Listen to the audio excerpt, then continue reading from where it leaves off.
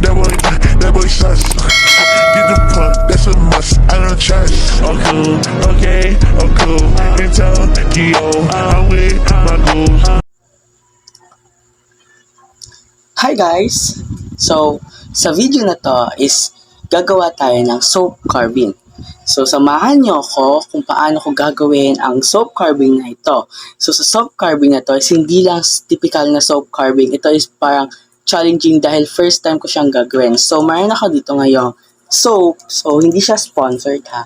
So, dito ika-carve natin yung initial letters ko. Pero gagamit tayo ng baybayin as the letters na mag-represent or yun yung magpapakita ng mga initials sa pangalan ko. Hindi siya yung alphabet na A, B, C. So, ang gagamitin natin is ang baybayin letters. So, dito natin siya ika-carve.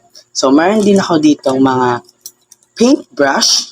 As you can see, paintbrush. Also, yung watercolor na susubukan natin na lagyan ng iba pang variety of colors to para mas mag-highlight yung mga baybayin letters na gagamitin natin.